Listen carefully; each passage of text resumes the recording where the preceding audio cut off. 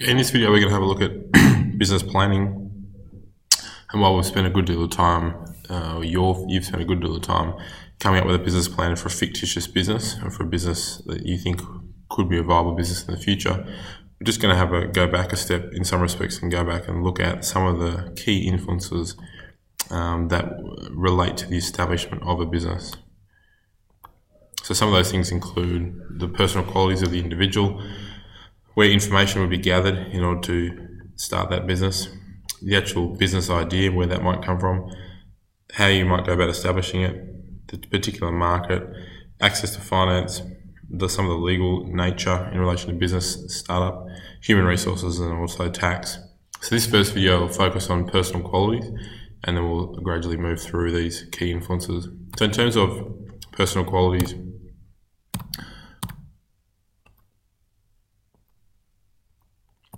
one of the key personal qualities is that an individual really needs to recognise what they're good at, what are their strengths. Think back to the situation analysis you did for your businesses when you undertook a SWOT analysis. This is effectively saying, let's do a SWOT analysis of the individual's qualities. What are some of their strengths? What are their weaknesses?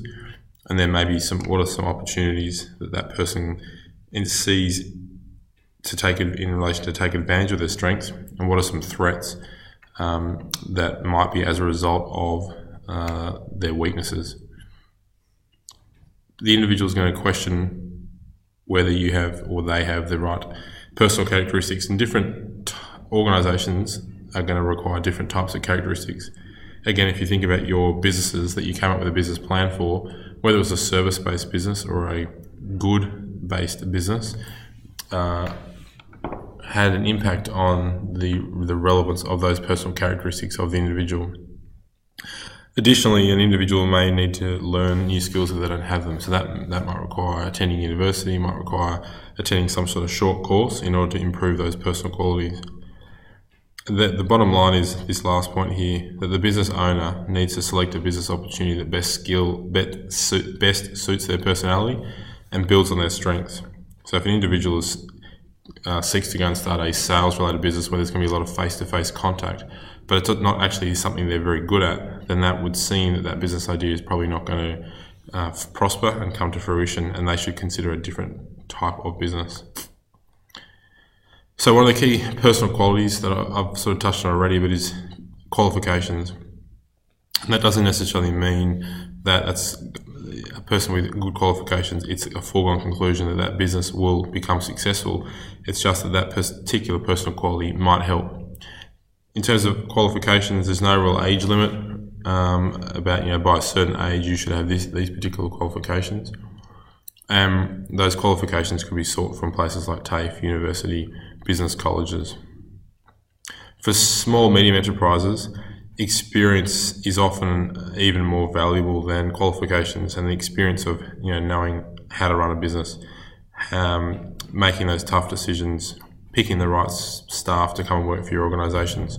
So while qualifications is an important characteristic, it's not the be-all and end-all. Skills, in terms of personal qualities, are an additional important characteristic. Those skills can be achieved through experience, i.e. working in other businesses, or through what we just talked about there, really, education and training. So experience develops skills through training or exposure to certain circumstances.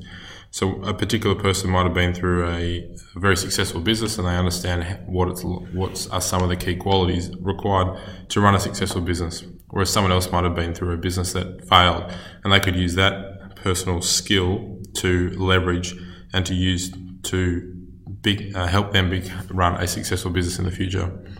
The best time to get management experience is before establishing your own business.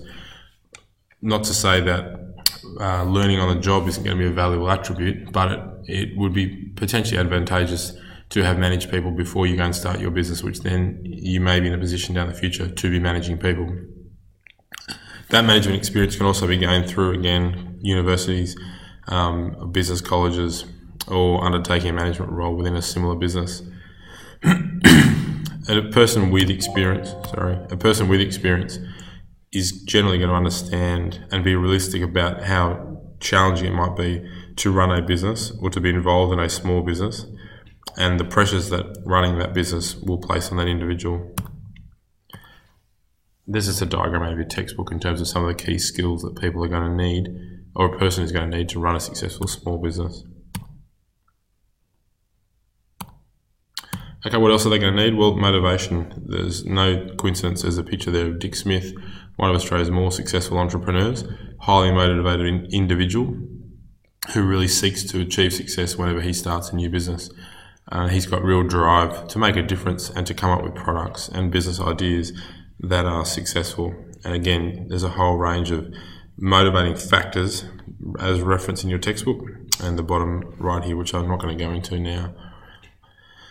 Additional personal qualities that of entrepreneurship. Someone who starts, operates and assumes the risk of a business. Some people are born to take on those risks, to start a business of that nature, to be willing to sort of risk everything to start a business idea, whereas other people are just not of that mindset, and they would rather just work for someone else and be paid a salary or a wage, or they just don't have the business ideas to actually go out and start their own business. So the personal quality of entrepreneurship is also an important characteristic.